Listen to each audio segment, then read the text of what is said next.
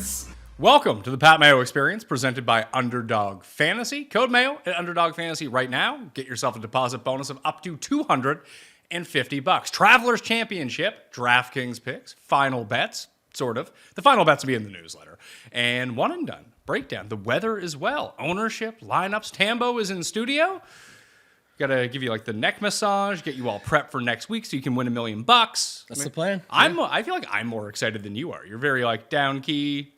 No, I'm just trying to live in the moment with it. Like, I've gone to a few of these championships. I've never been to the golf final, so I'm just excited to be in it. And then the other ones, sometimes you go in, you put it on a bit of a pedestal, you get too hyped for it. I'm definitely not rounding into form if last week was any result, but, to get there and go through the first couple of rounds, I felt like I played it really good. So excited to be in for next week. And the giveaway, still got time to get in it, right? You've got things you'll talk about in a second, but you can go on X at Toe Tag and Tambo. The tidbits will be out this afternoon. Make sure you repost those. Follow the Ship It Nation YouTube station. I think we're about to cross 7,000 subscribers today, Nice. so that'll be another giveaway for a $299 PGA annual. But yeah, help us out, support, get after it, and you'll be in the draw. It's already, for those who are asking, some people said, well, is there anything already? Yeah, it was the 5% when I get in. You do get, there's a chance that 5 people are going to win 200 no matter what. I'm giving away that $1,000. That's 5% of the $20,000 min cash, up to the $50,000 for the grand prize, $1 million. And again, you can still do that. You hit the description right now for the Pat Mayo Experience. We'll be getting, I think, 2 people through from this show. 1 person through? Two people. 2 people through from this show. So, play your odds here. Code Mayo at Underdog Fantasy. Get you 40 ballots into that draw and 10 each for rating, reviewing, and subscribing to the Pat Mayo Experience audio podcast on Apple. That's 10. Do it on Spotify. That's 10 as well. And, if you subscribe to the newsletter, maybe you'll get some extra consideration too. That's free. That's down there. And that's where all the final information is going to be. Custy's next Monday. That's right. So you can have something to listen to while you travel. Yeah, I'm going to have tons to listen to. Just trying to catch up on all of it right now. It's been that sort of way with the new house and everything else going on. I'm a little bit behind on the content, but it's always nice when you get a little trip planned, get to go away, and then you got all that stuff ready to go. I played to miss the cut parlay last week. The move would have been take all the chalk guys and get them to make the cut. Yeah, that worked. It really would have worked out perfectly. Yeah, it was an interesting dynamic last week from a betting perspective. That would have worked. I think someone showed, like, when Skylar puts out the ownership, they're like, well, of course it's this. Like, everybody made the cut, all the chalk guys. But it was definitely an inflated, back to DFS for a second, 6-6, because it was only 5 or 6% before Scotty. I know Scotty, Fleetwood, Burmeister, those guys were all riding the line, but Scotty was the main contributor at 46%. When he gets through, it was 6-6s, but it didn't actually, everyone's like, oh, 6-6 is so high. They were useless unless Scotty just went off over the weekend. So, and he did not, by the way. Spoiler alert, if you go back. 4 birdies all week. Neil Shipley, baby. Hashtag ship it. He's the guy. He had more birdies in round 3 than Scotty had for the whole tournament at that point. You should really contact that guy. We're trying to. I got to talk to our guy, John, the caddy. What's his name? John Ratuz? John? Oh, John Rathouse. Rathouse. Yeah, good dude. Always follow his stuff on Twitter. Go check him out. But I want to hit him up and see, what's the deal? Let's get Shipley's caddy at least rocking this hat for us. 2-time low am now. It's nice to see. That was a battle too. Clanton and him. We're in the same pairing, same group on the final day and went down to the wire, and then Clanton 3-putt the last. I had mentioned that to Jeff yesterday that, TV should be able to rig all of the pairings if people have the same scores to give you whatever the better group is. Like the low am group, regardless of score, unless someone's in it, if you're both outside of the top 30 or something. If there's 2 AMs left, let the 2 AMs play with each other. And they tried to build it up like it was a thing, but then they just got away from showing it. That was a fun B storyline to the US Open. I thought so too, especially when it's something that they actually do celebrate. No different at the Masters at Augusta National Golf Club. He's getting into the cabin and going to get reward. You should definitely be showing that. All the stuff we talk about, DFS things aside, where it's we'd love to see the cuts. Yeah, that should happen for sure. But at least these things should happen that go with the game. I do love your call though. You should be able just to pair it up if they're the same score, not the who's in first and who's out this, and if this happens then it's this pairing, the Rory Cantlay thing and all this stuff, how it all shook out. If people have the same score, let's just rig it up for what's the best pairing against each other. Yeah, this is the made-for-TV product that they care about. That makes them all their money. You might as well try to optimize it. That was the Rory takeaway. Is that, that he just said before the week started how good that PIF Saudi merger call had went, and now he's got to get back on the call where they're like, guys, we got to make this work. Did you see Bryson on Sunday? Well, yes, actually, I did see that on Sunday with Rory on the other side of the call. Now, you had to take the L there, but I missed all the takes on that. Did you have any thoughts, Rory? Never going to bounce back, or what's Rory will bounce back. He'll be fine. He's done, they said. He'll win the Genesis in Scotland, defend his title in 2 weeks. Yeah, that's probably what will And happen. then he'll gag it at Troon, and we'll be back to where we are right now. Are you excited for Troon? Sort of. It's been, I don't want to say too much golf, but too much of the same tournament over and over and over. Like the U.S. Open was a lot of fun. I don't need a signature event this week. I really don't. I really wish it was a bunch of jabroni. I wish it was the Myrtle Beach Classic. At first, I mean, I'll definitely take the L on this. When it came out, like signature events, I was fine with it. I was like, it's not that many. It's only this. It's all that. Now I'm absolutely on the opposite side. Like, it's just, I can't. I said yesterday, like, happy Monday to whoever celebrates the last one, hopefully ever, that they do this. I wish they would just figure out a different way, but it's not exciting. It's not fun. It's what you just said. We just got an amazing U.S. Open. Regardless of outcome, it was going to be great. And then this is what ends up happening. You're into this week now, and we're going to talk about it when we get through all the stuff. It's just a lazy week. Nobody cares because it's the setup of it, and we'll play DFS, we'll bet, we'll gamble, we'll do all of it, but we could do away with these for sure. And maybe it's just me having watched it throughout the years. I really like the Travelers Championship. I think TPC River Highlands is a really fun course. It's one that needs 156 guys because it's gettable for everyone. Like you can see one of these like weirdo matchups coming down the stretch, and we're just not going to get that this week. Yeah, my original take, I guess, was more on like we'd get all these best pros on some of these other courses. Like, remember I said I would like to see everybody at the now Cognizant before Honda, RBC Heritage. You like to see all the guys like the certain ones we got in. I'm just saying I did like that idea of it. I just don't like the setup of it anymore. It's like you say, you just need the cut. You need everybody in there. It's just so much better when you have that. If they were cut events, I think it would be different. Even if it was 100 players and you cut 50 of them, I think that would be optimal.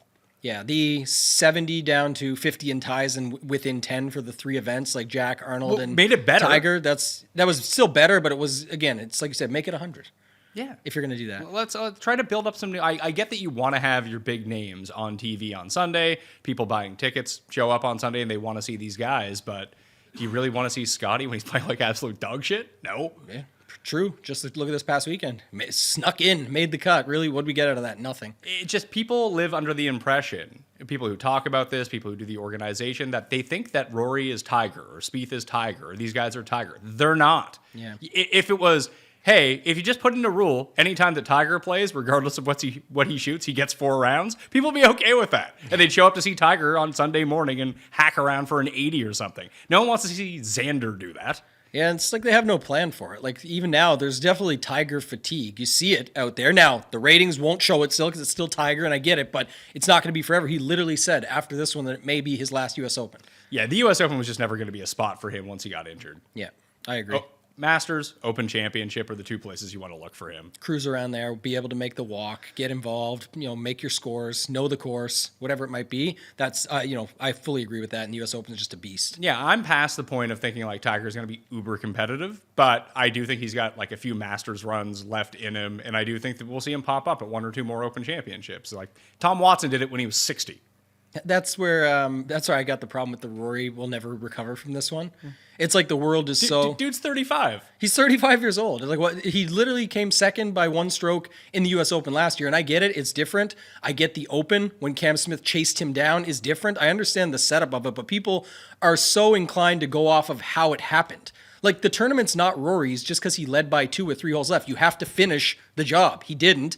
That's why it's called a choke. But what if Rory had just missed those 2 3-footers at the start? What if on holes 1 and 2, he missed good opportunities? Remember the Masters a few years ago when they thought he had a chance? He missed that eagle putt from 5 feet, and then from there it was all downhill. What if he just missed those 2?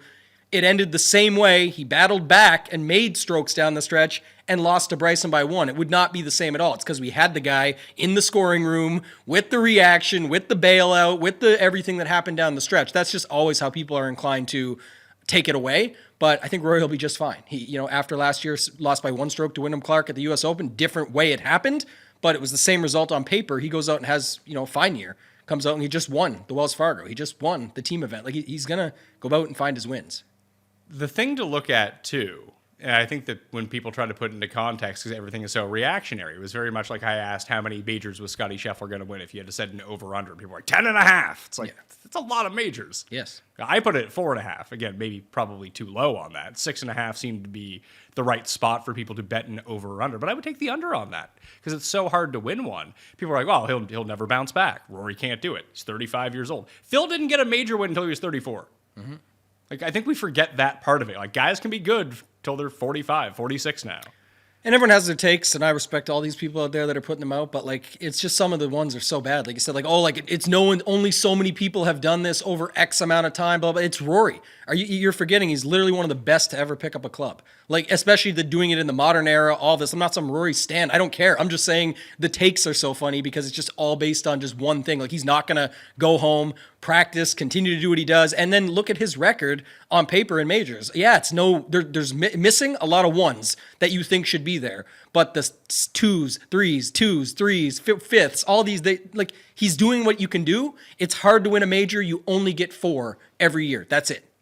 I would always like to think back to if we had this sort of discourse 40 years ago, like internet culture discourse, hot take discourse. Jack won 18 major championships. I think he had a second or third in like 30. Mm-hmm. So was he a loser? Right.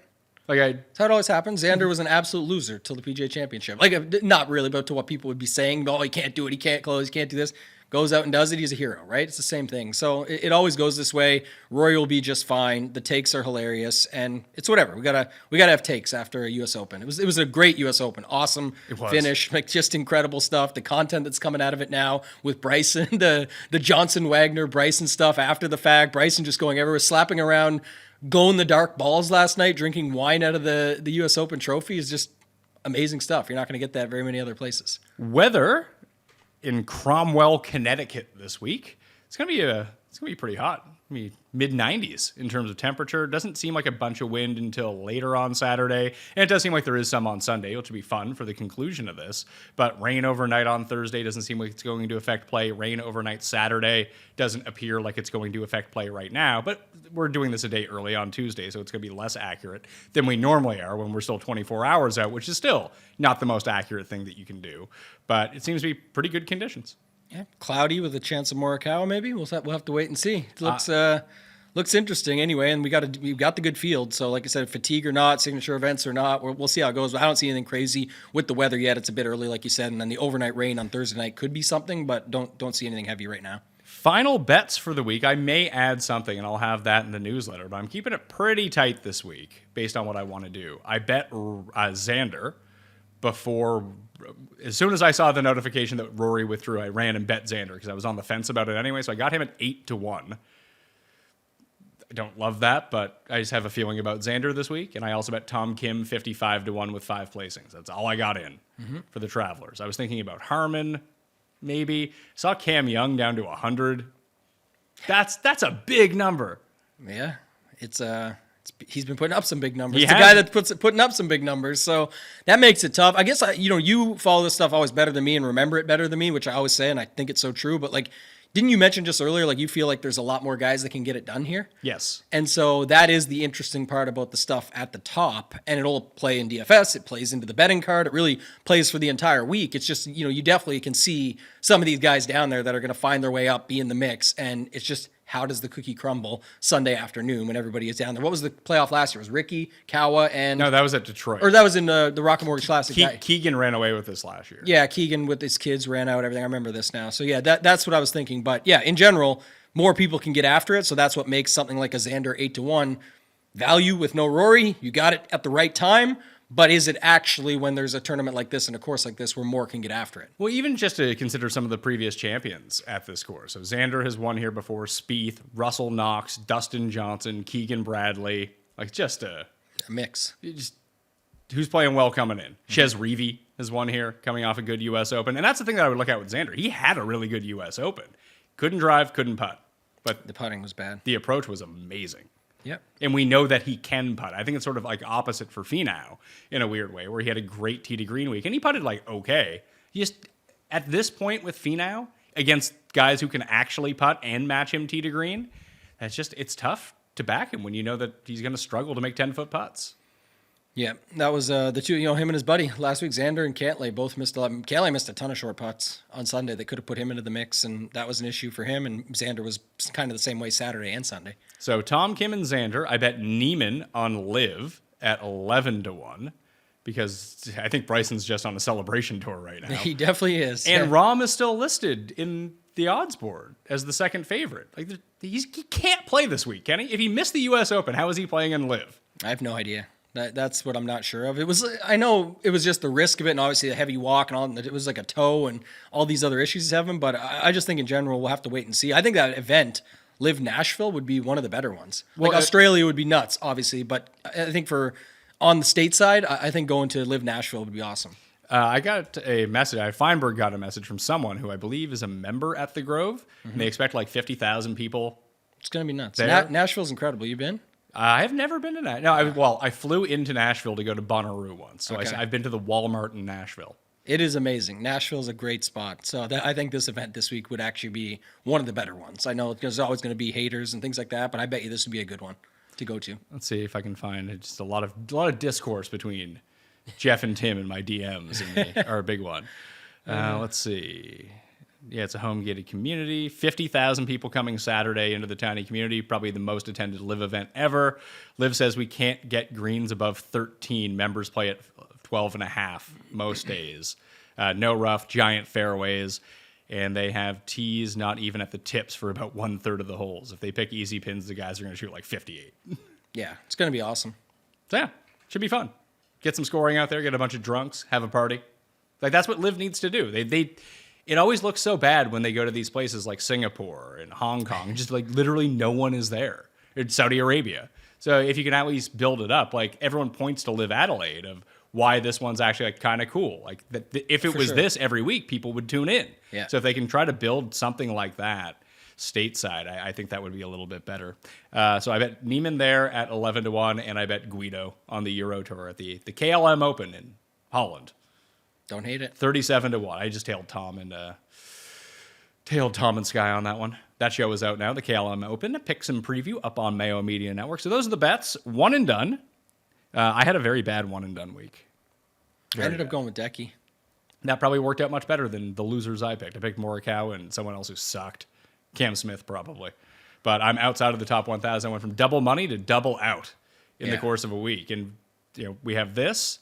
We have the Open, and then we have the playoff events. Those are the big money events. I had Scheffler saved on one of my teams, so I'm unloading the clip on him this week on the second team. Just I need to get a $3.6 million boost here. Yeah. What's his remaining that people can play him roughly? Did you have any? I don't know if you had it up there or not. I was going to say that. That's something just to make it interesting, I guess, because he can't be left. 10%. Yeah, there you go. So there's that.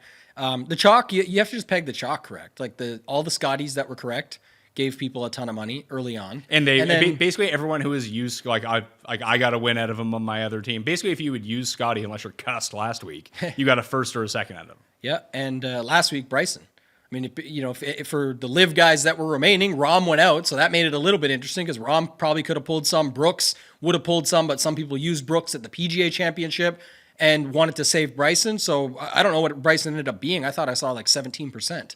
And that's 17% of the field picking up 4.3, picking up Live money for first last week, $4.3 million. So, good week for them, but that's going to really kill you. Like I had a Decky. He made a run. It was decent. There's good money at a major for that finishing position, but it does nothing when Bryson smashes. To look at who people might use this week, like 22% Xander. I mean, if that's the highest he can be. He's not going to be super highly on. Victor's 60% left.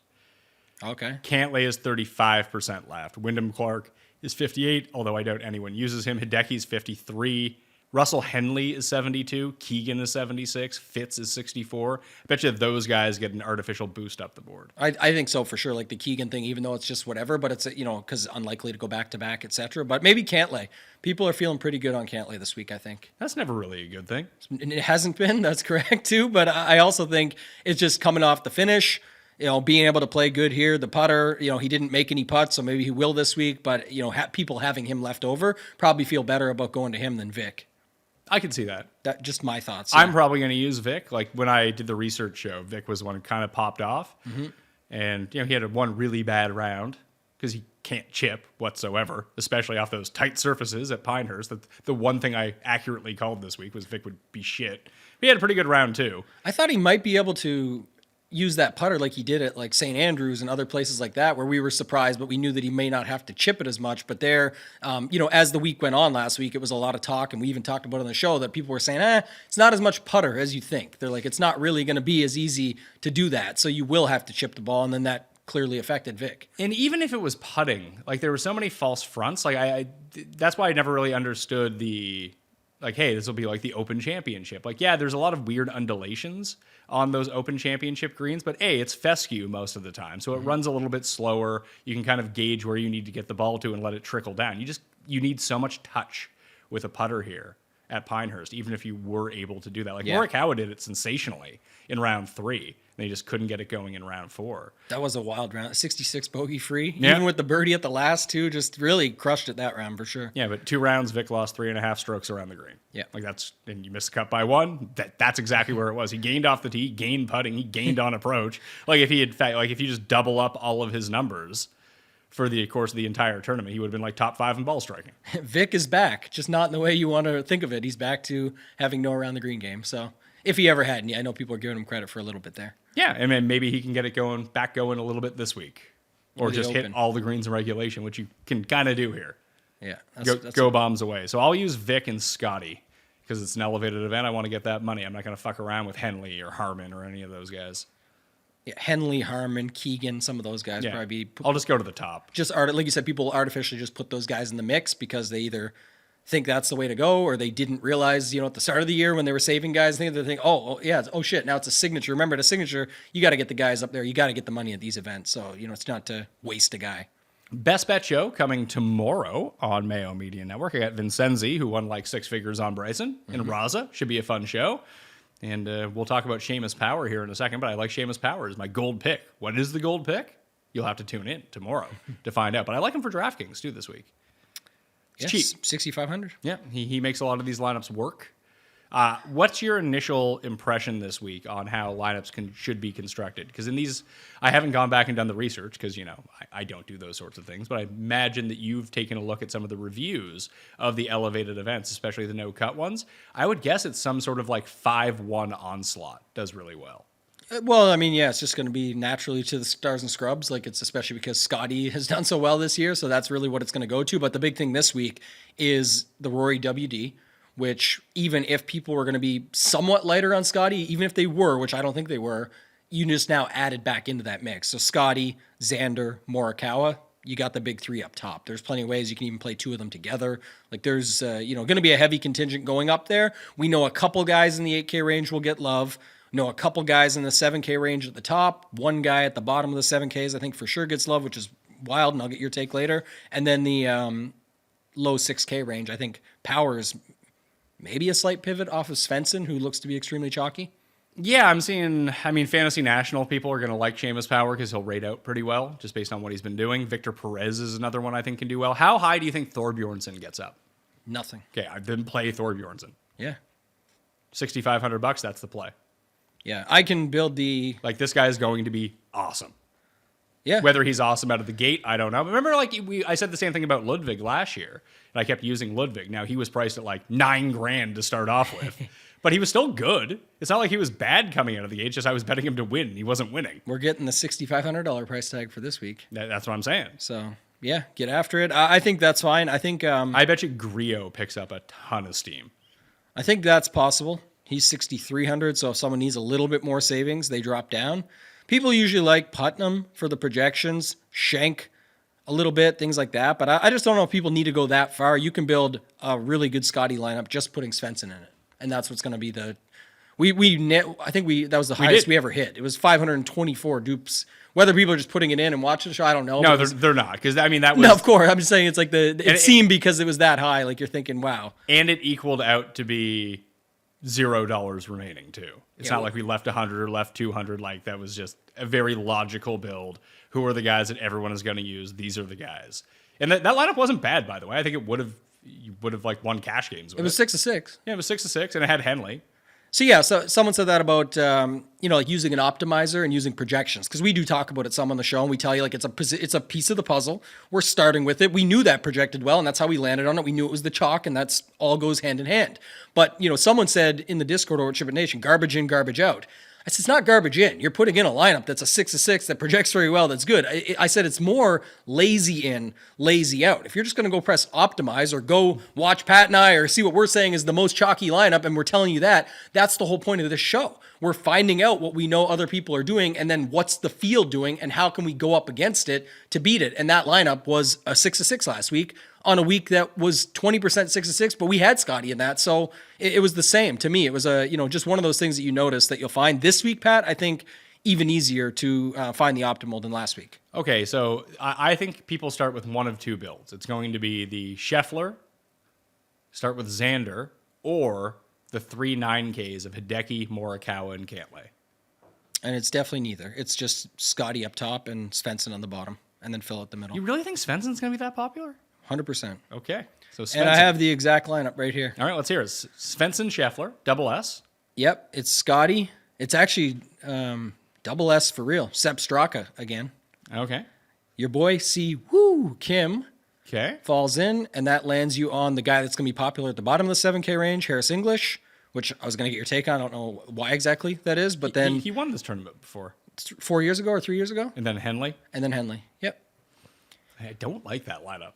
Well, good news. We don't have to play that lineup, and we can really look to leverage this up. And it's not just with pivots. Like right away, I think you're happy because you're saying, okay, power. If it's not power, Thorbjornsen. Like I can do a lot of things just with that spot alone. But then there's other things that you can do. Like if you don't like Russell Henley and you like to put him to Thorbjornsen, then you can take a guy like Straka or English or someone and really pop them up to somebody else too. So there's a lot of ways that you can move this around. Okay, let's make that immediate pivot. Let's go Svensson to power. And let's go English to Thorbjornsen. So power. And take Straka to Bez. Okay. Now we get rid of Henley, get rid of Siwoo. So now we have Scheffler with 85.50 remaining. So Henley and Siwoo out, right? Yeah. So it's Scheffler, Bez, Thorbjornsen, and power.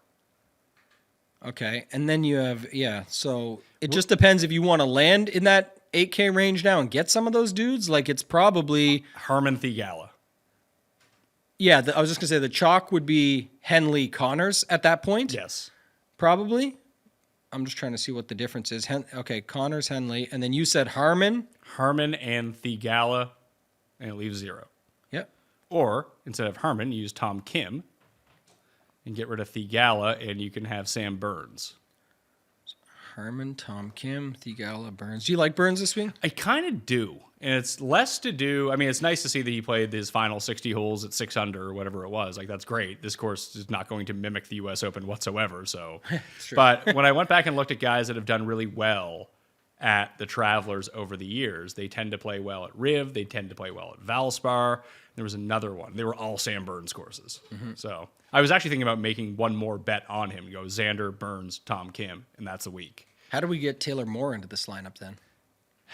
Thinking of Burns and thinking of Scheffler. I think thinking of Moore. Like this is the play, right? I do think that you need some sort of context to that. Like Taylor Moore has played really well at those courses. Taylor Moore cannot hit an iron.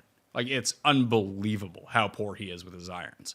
So he ended up missing the cut last week. I played him last week. I think I bet him at 300-1.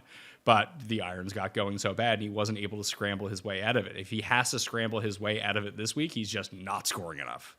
That'd be the issue for sure. Like I guess, if you're taking a shot on it, though, why not on a line like that, just of like a line of thinking, and then also add a no cut where he's going to get 4 guaranteed rounds. Hopefully, you can figure it out for a couple. Sure. I think there are other guys in that range that you can go to that I like slightly more than him. Like, I think I would probably rather go with Hadwin, and I think I'd rather roll the dice on Thorbjornsen, Power, or Vic Perez.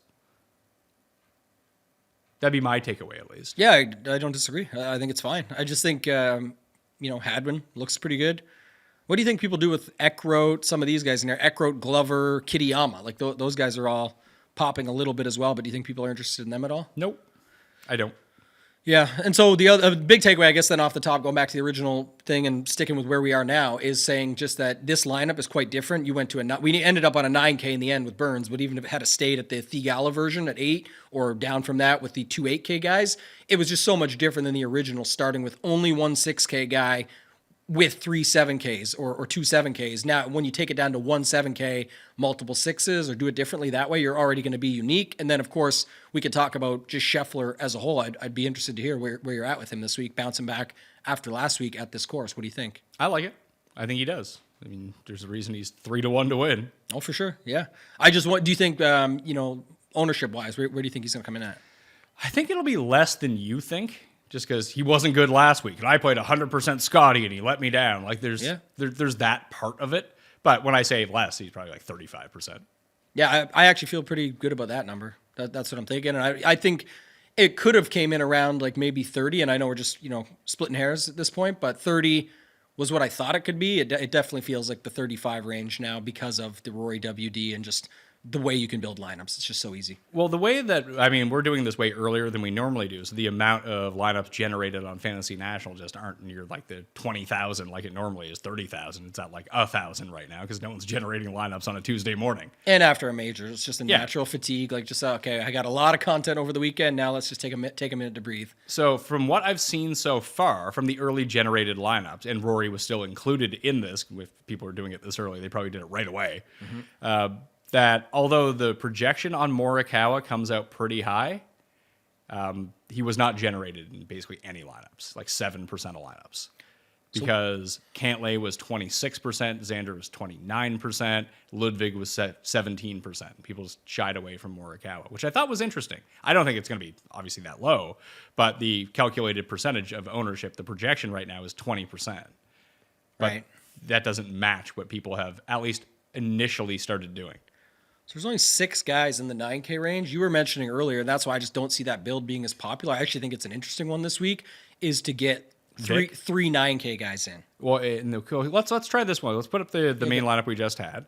Take Scheffler out and drop it to Xander. Because I bet on Xander this week. I like Xander a lot. That frees up $1,300. How would you reallocate that $1,300? I deleted the rest of it, but it was Tom Kim, Power. One sec. Dior. Let's try this. Xander, Burns, Hovland. Okay, Xander, Burns, Hovland. With the lower crew again. Bez, Thorbjornsen, and Power. Xander. You have 100 left over. So if you want to get to like Denny is showing some ownership to me. If you want to get back up to Siwoo, he's right there as well. I think it's just, people are going to land on Siwoo. I would say that I think Denny's fine too, but you're at this point pretty different. If you got, Power, Thor, the way you've got it set up with 11.99, like that to me is already a pretty different build that you could just land on Siwoo if you feel he is the better play there. But I also understand, like you said, if you want to continue rolling with it and just get after it with a guy like Denny, I'm fine with Denny as well. So yeah, I think Siwoo actually putted well last week. I think it was the first time he did. He gained for the first time since the Players' Championship. He broke his string of 9 consecutive events of losing strokes on the green. He's back, baby. And lost strokes on approach for the first time in 4 months. Wow. His round 3 was very bad on approach, but he gained with the putter. And then his round 4, round 2 looked nice. Round 4, he got it back a little bit, but lost on approach. He was fine with the putter and good around the green. Yeah, he got screwed on the final hole of round 2. We were watching it during the Cut Sweat show. It got so baked out, no one in that group could land a ball on the green. Like they all landed in the exact right spot, and it just went 40 yards over the green. This was on round 3. I know, but I'm just saying in round 2, like he was at +1 going into the weekend, and he ended up making a double bogey on the last hole because everyone made double bogeys. Sorry, it was at the end of round 2. It was because was he with Sungjae? Sungjae, yeah. Yeah, and arguably they hit really good shots, but I think for how baked out it just was the wrong spot unless it went in. It was, but there was nowhere to land it at that point. No, I know. Like you couldn't. If you had the the hole in one.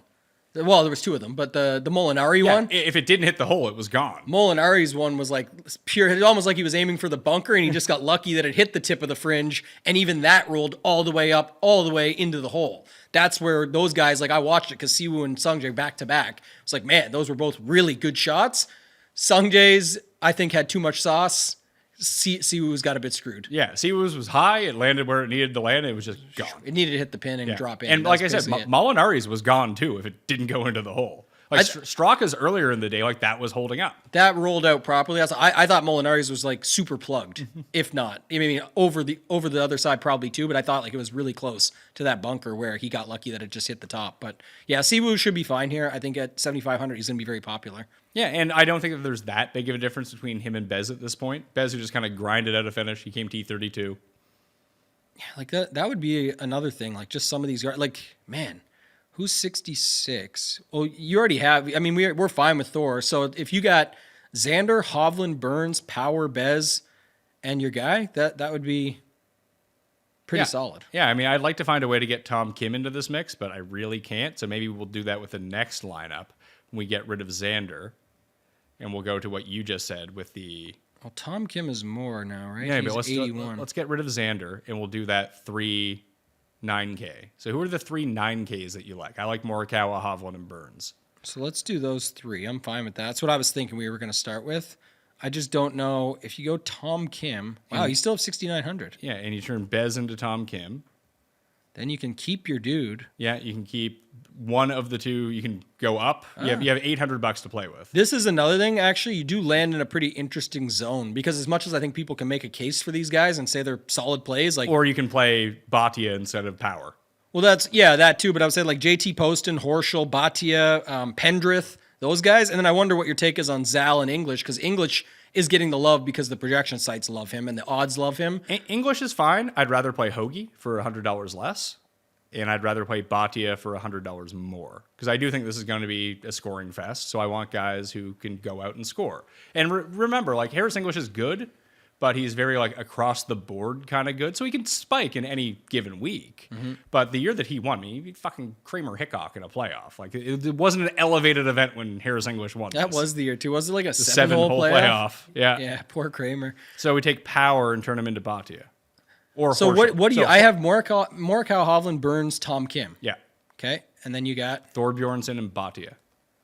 Let's see that. But Bhatia could be Horschel. Bhatia could be Poston or Hoagie. In that order, I like Bhatia, Horschel, Hoagie. All right, I like it.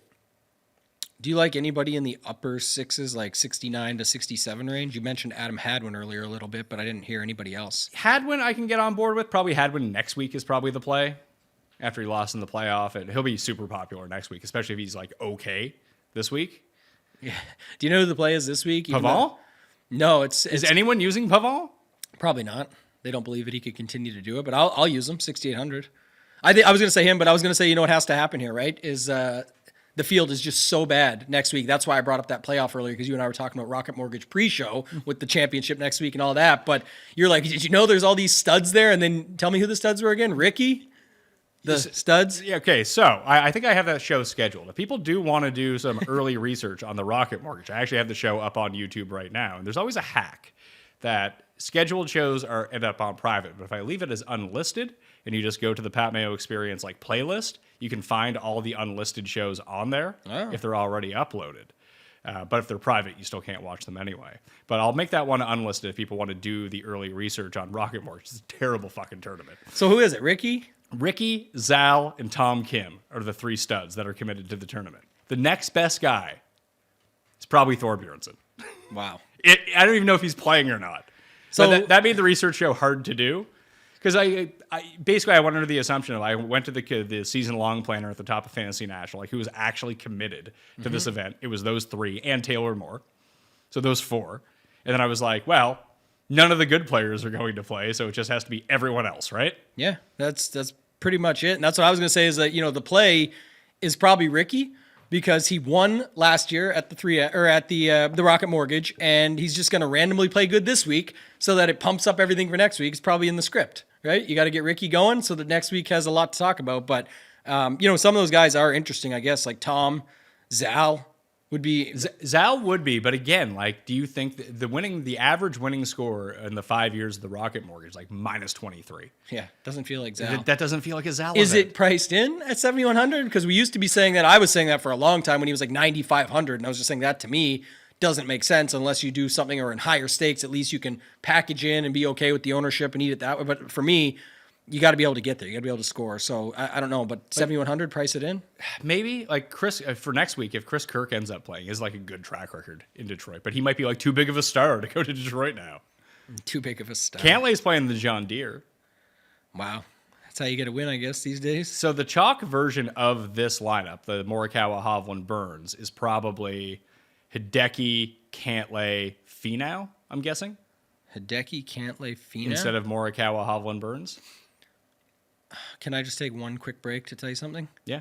Scotty, I'm just listing this off for fun. Scotty, Burns, but then you play next week's stars. Zal, Tom Kim, Thorbjornsen, and Ricky Fowler. Does that actually work? Yeah, it's a lineup. Let's see. So it's Scheffler. Yeah, with Burns. Like we had that in a bunch of lineups earlier, and then it's just those 4 dudes you mentioned that are like highlighting it next week. So Ricky, Zal, Tom. I'm putting this in just to screw everyone over for next week. It's what happens. If you play DFS long enough, it's a bit and a joke, but it's also not. You're like, of course the guy plays well the week before.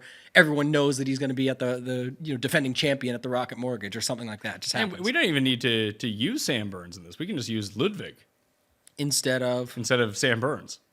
Scotty Ludwig, Fowler, Zalatoris, Moore, Thorbjornsson. Moore. Who was the other guy that you had? Tom Kim. Yeah, that's right. I had Tom in there. So. Forgot about TK. Yeah, there we go. Burns. Or Fleetwood. Is Ludwig playing next week? No, he's not. It's just where we had Burns isn't playing next week either. So I was like, we have this extra money. We can just upgrade him. So yeah, there's the lineup. There we go. But did you know that the head-to-head lineup that I played against you that we drafted on this show last week, I played in the 250, and it was like good. What did it score? 3 something. Got some cash? Like what type of placement? I got $500 out of the 250. It essentially ended up being a double up, but yeah, it was just more than it wasn't because the min cash in the 250 is 400, so it was above that level. Yeah, you had me last week. You had a 6 of 6. Yes, and I had a 4 of 6, I believe. So that'll be for later on. But so we've done. What was the chalk version you said here? Was Decky, Finau? I was gonna say, let's see, Cantlay, Decky, Finau is what you'd said. Decky, Finau. Okay. Do we think that Finau's gonna be popular? Because I don't know. It's really hard to read. I'll give you a thought, but what happens when you put the chalk in Harris English and Siwoo? You don't quite get to the $7,900 guys. Siwoo, 77 is where you get left at. And Keegan's not quite there. Yeah, that's that range is a bit of a dead zone. What's the difference between Chris Kirk and Harris English? Nothing really. So you do that, and then you land on who's your preference of Straka and Im. It's funny that we're just like, hey, Straka and Im are 79. Max Homa is 78. Yeah, Max Homa fits too. He's been bad. He's been just as bad as Cam Young. Like we can go back to that and do it. I mean, I guess not. He played 22nd the week before at the Memorial, and then whatever. We thought Major Max. You know what? He's another guy. We just made the joke about Fowler, but I know this is going to happen. Mark it down somewhere. Top 5 Homa at the Open. You know why? Because it makes no sense, and he should show up at the PGA Championship and the U.S. Open and not at the Open, but instead he's going to show up at the Open because guess what? It's probably less stress for him and everything that goes on. He just goes out and plays it, and whatever happens. That's probably better golf. Let's see if we can finish off the chalk here. Take Finau out and put Connors in. All right. Finau out and put Connors in. So Cantlay, Hideki, Connors. Mm-hmm. English, Siwoo, you have 82. If we get rid of English... Ooh, you get your boy Tom Kim in there, man. You can, but I think that Harmon's going to be pretty popular if we're trying to build the chalk version. Okay. Then you get left with one of Hoagie, McIntyre, Jagger, Rose, Kirk, Hughes. Let's go your boy Hoagie. Hollywood Hoagie. There we go. I kind of like that lineup, actually. Let's see that one. So it is Cantlay, Decky, Connors, Harmon. I think this is an interesting build this week. 2 9, 2 8s, 2 7s. You're not even close to the same roster construction where we started with Svensson or swapped it out to our 6K guys or go after the stars and scrubs of a no-cut event, all of that. You still have guys that can pop and win this tournament in there. For sure, there's people that can win this tournament in this range. Mm-hmm. I think you have, all 6 of those guys could win? Yeah, absolutely. It would not shock me. I'm saying, obviously, people say Hoagie and make a case for that and et cetera, but it would be a type of tournament Connors could win. Decky and Cantlay shouldn't be a surprise if they showed up at something like this. Same with Siwoo, boom bust. Harmon. This is the Brian Harmon Open. That's right. So this to me is a much more interesting lineup than some of those pivot versions off the original. And you have a different construction with 2 9s, 2 8s, 2 7s. Okay. Do we want to build anything else out? Anything interesting that you can think of? I was trying to think of the double stud up top. So that's what I was thinking too. Scotty Xander. I want to go Scotty Xander. It gives you 65 left. So this gets in every jabroni that I like. Perez, Power, Thorbjornsson. What do we have left? 68. Hadwin? Does he fit? Yep. Hadwin fits. There we go. Or you could just go psycho and put Eckroat in and just say, give me these spike rounds from Power, Perez, Eckroat, those guys, you just hope to get it. Or you could just be safe and say, are people really not going to play Pavon after he just crushed last week and pretty much did everything that was required until the end of the event? I'll throw Pavon in. He was fine, and that would add a little bit more, at least what feels to people like safety. I don't know, but these lineups are interesting because you have 4 6K guys. How often do you play double Frenchman in your lineup? How often do you get a chance to and make it make sense? So there you go. There's definitely that. Who do we overlook, I guess, or what's some of the spots? I think for sure there's a dead range. That dead range from like 8 to 75 is kind of outrageous. I think it's... You have the Sungjae Straka, but then you have Homa, Lowry, Wyndham, Scott, Ben-An, Cam Young. Like those guys might combined have as much as Seb Straka or Siwoo. We have to build this one because we always do. So Zalatoris, Wyndham Clark, Max Homa. You know what I'm building right now. The guys who are way... Why are these guys priced at this price when you'd think they're like heroes? But they haven't been, but just to say it. Okay, I don't know why I keep harping on this, but it gets really annoying with me, that I get that Adam Scott is popular. I like Adam Scott too. Why is he this price? Like, why is he in this tournament?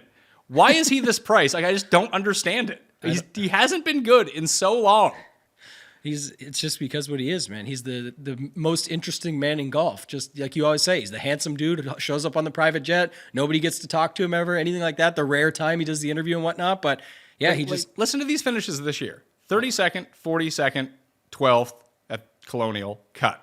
29th, 30th, 22nd, 14th at Valero. 45th, cut. 19th, 8th in Phoenix, which was not elevated. And he played well at the ISPS Honda Australian Open in November and the Hero Dubai Desert Classic.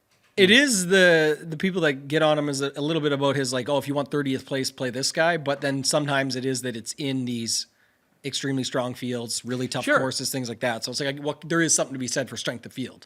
I get it. It's just like he's outside of the top 60 in the world rankings. He's nowhere near qualifying for the FedEx Cup. He just gets sponsors invites every week. But like Webb Simpson. Cam Young and Will Zalatoris might sign up for some of those finishes. Maybe. At this point. You never know, right? Listen, Cam had his run of like 4 top 10s in a row. How much is Cam Young? 76? 76, yeah. Let's throw him in too. Okay, listen to this. I got one version of it anyway, and you tell me if it sucks. I think JT would fit this mold for sure. Oh, yeah, JT is in there. So listen what you get, and it's almost... Xander. Yeah, you have to argue that the Xander is just Xander, and you're just playing the dude at the top, but you're also arguing that... Just play names. These Xander has names. been better than Scotty the last 2 majors. So Xander should be the guy priced up, right? Obviously not. I'm just saying just in general. So 11, 8, and 4 7s. And you're playing guys that nobody's on that are really good golfers at times if you go long term. I would be curious to know so this comes out to $49,900 in terms of total salary cap. What would this have come out to if we just used the pricing at the Masters? Oh gosh, that's not my forte. 65,000, maybe. The start of the year, yeah. Yeah, like even as or recently. Yeah, you know what I mean. Think about just the PGA Championship. Zal was what, like 80 something. Clark was close to 9. Homa was close to 9. Cam Young was like 88. Justin Thomas was 93, and Xander was above 10,000.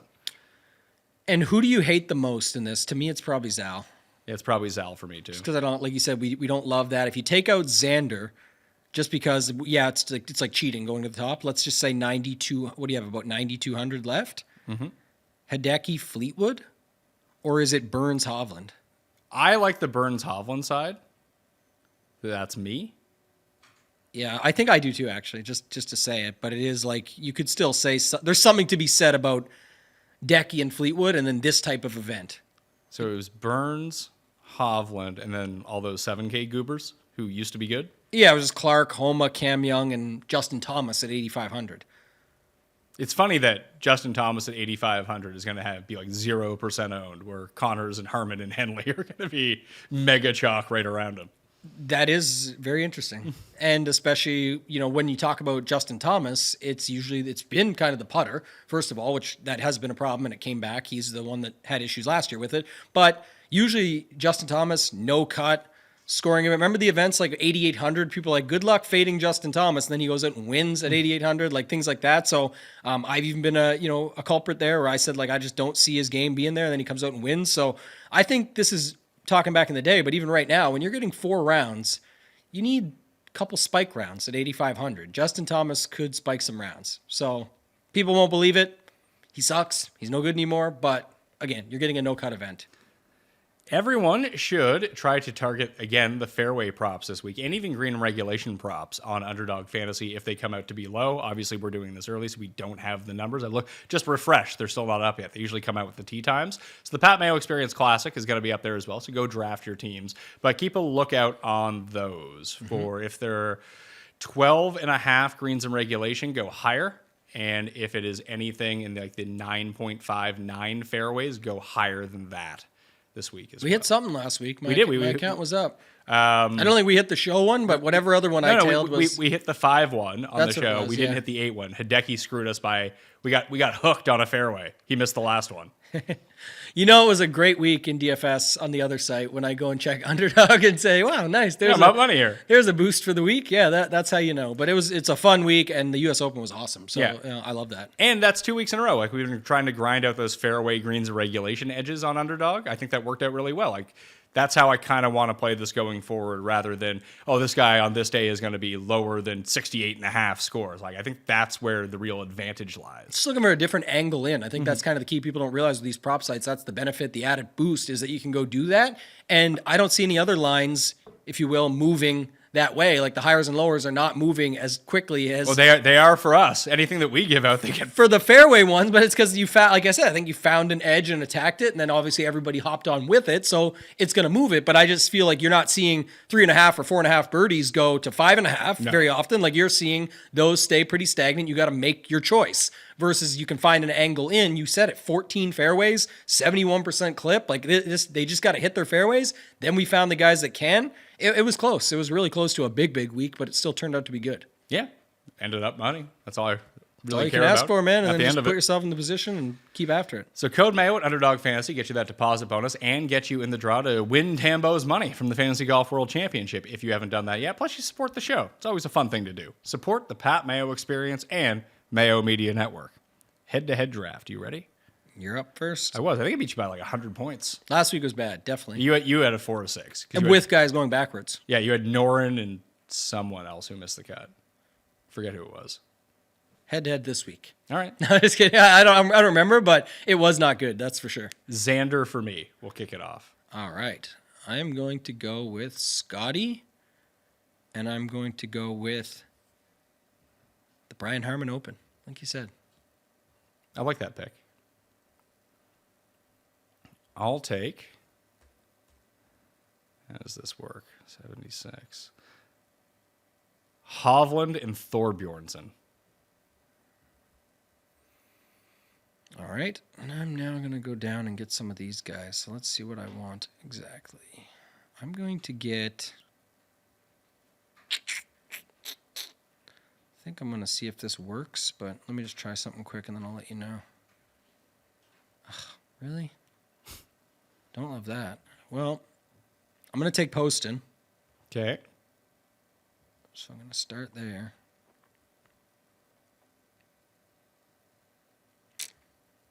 Man, oh man. I think I thought I wanted to take him, but it really puts me in a bad spot. So, no. All right, I'll take Siwoo. I'll take Power and Burns. Power and Burns are gone.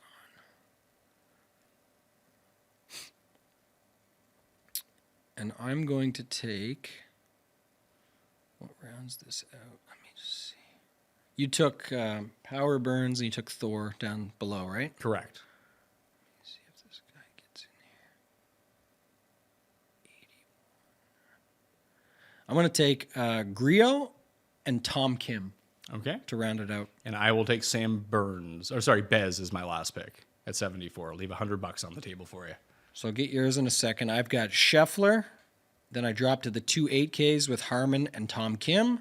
Then I drop into the 7s for Siwoo Kim and JT Poston. And then I land on Emiliano Griot. And you have...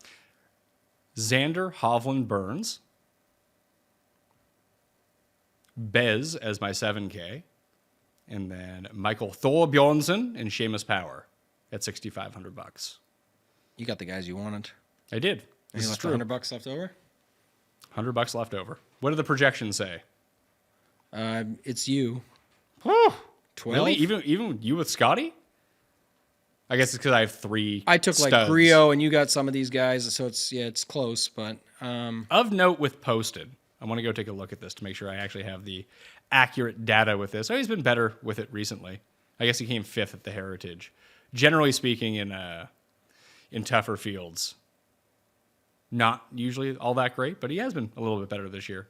And generally, this style, of course. Colonial played well. Heritage played well. Sony played well. Century, he was actually top 5. American Express, he was 11th. So, yeah. don't hate it. Don't hate it. He's someone who can fill it up, too.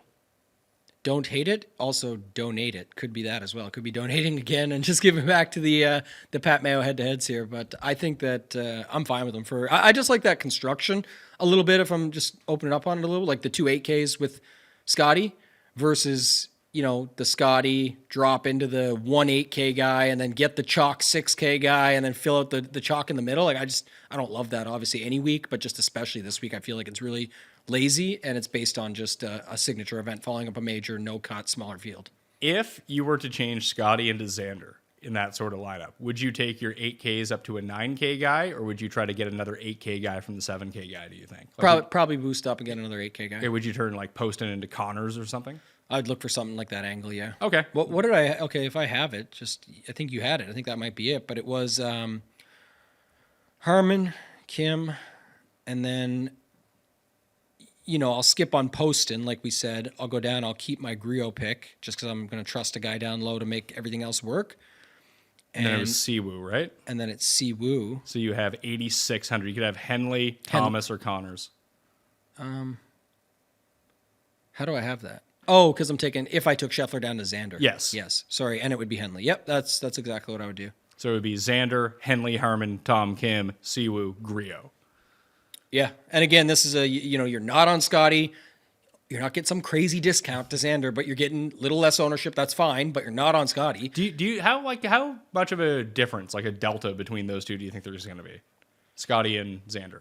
I'm starting to think that Scotty's going to come in higher than we think. Okay, so I'm thinking that if you saw 35 to 27, 37 to 25, something like that, I could see. Like, again, we'll have to wait and see how it all shakes out. But right now, I'm just early thoughts. It felt like Scotty was going to be 30 to 35. Now it's starting to feel like 35 to 40. People are just going to get back to it and trust it. I'm thinking that no one's going to play Victor.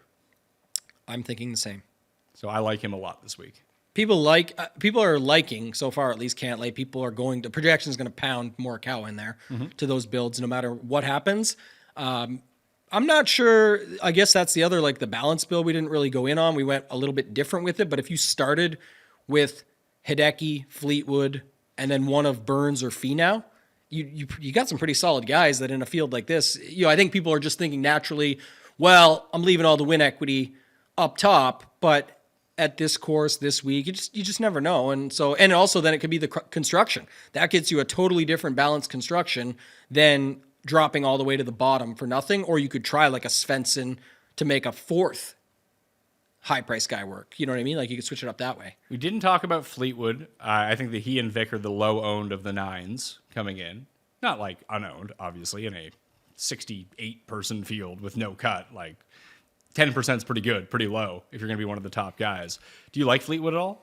I do. I think I actually think he'll get a boost over Burns. Okay. So I think Burns would come in lower. Well, I like Burns better, so that's one thing for me. Solves that problem for you, yeah. Do you like Thigala at all? He's a tough one, man. Like, just hard to read, and you're just playing him for the boom bust. I don't know here because he actually he got the steam again last week. Huge, right? You saw he got boosted quite a bit. If people didn't play 8K decky, they dropped right down to $7,600 Thigala. I don't know if that can happen this week if we're saying Connors, Henley, Finau, and then some of those guys in the 9K, like he just has to get at least somewhat squeezed in the middle, in which case I'd like him more if he comes in a little bit lower owned. He's already a risk, boom bust. I don't really want to add more risk on with the ownership, heavy on him. If he was 18 to 20 or something, I don't think he's getting there, so I feel pretty good about him. But if he did, I would like him a lot less. Last 2 unowned guys that we didn't speak about, Fitz and Spieth. Yes, play Spieth when no one's playing him. Probably the best way to do it. And 8,200, he would have fit that thought process earlier if you didn't like some of those other guys that we were on. Spieth, you can always just take a shot on. Of note, Spieth gained 10 strokes tee to green at the U.S. Open. Lost 6.6 putting. Wow. First time he's gained more than 1 stroke on approach since the Valero the week before the Masters. And listen, irons can be fickle like that. Like Cantlay couldn't hit an iron for 25 holes at the U.S. Open. Just kind of grinded to stay where he was. He hit that one shot, I think it was on 6, and then 6, 7, 8, 9, and 10. He was back, and then it kind of went away again. Yeah, it was Father's Day. I was sitting there with Dad, and that's the exact conversation that we had. I was saying, it seriously feels, I know like Bryson was ahead at this point, and Rory's right there, but I said it feels like Cantlay is just going to grind these dudes out and then find like an eagle putt later in the day or something and have a shot. And it didn't work out that way. He just didn't make the putts. He missed 3 shorties after I said that. It was like 5 foot, 6 foot, 7 feet. It was just like, man, he needs to make those putts to have any type of chance. But yeah, Spieth is definitely an interesting one because he's going overlooked here when you've got Kim, Harman, Connors, Henley, Thigala, Finau, just so many other dudes in this range. JT Spieth lineups could be pretty interesting just for the scoring over 4 days and the price range and the constructions that they would form. He's 50-1. Spieth? Yeah. Throw him on the card. Might have to. Burns 35 or Spieth 50? I'll probably, man. Because I have Xander, so I can't do too much. I have like one spot and maybe like you found the Spieth revelation, the stat that you found there. That kind of has to be the one, right? I think so. Good vibes coming back here too. Maybe, yeah. I mean, it's one of his iconic shots. The big Greller chest bump. Oh yeah, fired up. Beating poor Daniel Berger in that playoff. How's your? That's so good. I think you had like a couple. Didn't you have a good round last week or something? Berger, he made the cut. Yeah, and then he had one of the better Sundays as well. That's every time at Pinehurst, play Berger Sunday in Showdown. That's what it was. So Sunday, Berger. How's your Berger? It was pretty nice. Really solid off the tee. Very good on approach. Lost over a stroke putting, almost a stroke and a half, and still shot a 1 under. And he had the round of the day Sunday in 2014 at Pinehurst on Sunday. T21, man, not bad. No, he's slowly coming back. Like he might be there next week because he has no status anywhere. Let's go. So Rocket Mortgage Daniel Berger. How's your $1 million burger? They're yeah, That'd be tasty. Yeah, listen, if you get, I mean, you go to these fast food places these days, you get cheese and bacon. It basically is $1 million for true. a burger. So you're gonna need him to win to afford your burger. That's right. Good luck next week, man. Thank you. Excited? Have a good time away. Be back at it. I'm going to ask Raza to be on the show in your place next week. But thank you. Shout out to Raza. Yeah. So enjoy your travels and go win $1 million. That's the plan. Hopefully we can do that for everybody out there. It's going to be an exciting time. Happy to be down. Like I said, it's just an absolutely incredible crew. Shout out to my guy again, Fantasin. This guy, man, Guillaume. This guy came out and won the Millionaire Maker last week, the Mega, after winning. He got the most seats through, 4, which he corrected me on. I got it wrong. He got 4 seats through to the final. Wins the heavy irons last week, the big 47-47 for $200K. Wins the Mega Milli this past week for $1 million. Talk about form going into that. That's the form you want to have going into a world championship. So we'll see how he does this week, but that's 2 really good finishes. Congrats to him. You got to hope he pulls like a Scotty at the U.S. Open last week. I'm hoping. I mean, hooks everything left. Great dude at Father's Day. A dad, everything good for him. But I mean, I'm definitely hoping against him at the Fantasy Golf World Championship. For my sake, Hoop's sake, some of the others, the guys from Ship It Nation. But in general, if not, and he's up there, I will definitely stick around to shake his hand and wish him the best moving forward. At Totegan Tambo on X, retweet or re-X or whatever the fuck they call it now. Repost now. Repost the tidbits, which will come out on Tuesday afternoon. That gets you in the draw to split Tambo's money. And subscribe to the Ship It Nation YouTube channel as well. That will get you in. Code Mayo at Underdog Fantasy. You get the deposit bonus and get you in the draw. And sub to the audio podcast, all right? I'm not doing a show on Monday because the Custies come out on Monday. So Jeff and I will be on Tuesday next week, and hopefully Raza and I doing the DraftKings picks for the Rocket Mortgage Classic next week as well. That'll do it on the show. Code Mayo at Ship It Nation too. Get you a discount. Yeah, check it out. Lots going on right now. I mean, it's a lull for some of the other stuff with basketball ending, things like that, but we got baseball on the go, NASCAR, MMA, all the golf stuff. And if you didn't check, go to speaking of the X account, go to the Ship It Nation one, follow that. You could see last week just a ton of those logos up top, especially when it comes to the showdown streets. The Stone. James won, didn't he? Gen 75. He was crushing every single day. He got 5th every day. 5th every day in the $5 main. The exact same spot every day. And then the last day, I think he won like $7 or $8 grand profit on top of everything else. He had a huge week, close to really cracking it open. But when he's back in the streets, it's dangerous for everybody. And all of his stuff, all of his tools, ownership, the Stone, everything for Showdown. That's why you're seeing a lot of those logos up top. I've been using them myself, having great success with them. So awesome stuff going on right now. ShipItNation.com. Code Mayo gets you a discount. I'm Pat Mayo. You can follow me at the PME. Getting those giveaways, smash like, sub to the channel where you're here. All right, good luck at the Travelers Championship. I'll see you next time. Experience! Experience! Cards.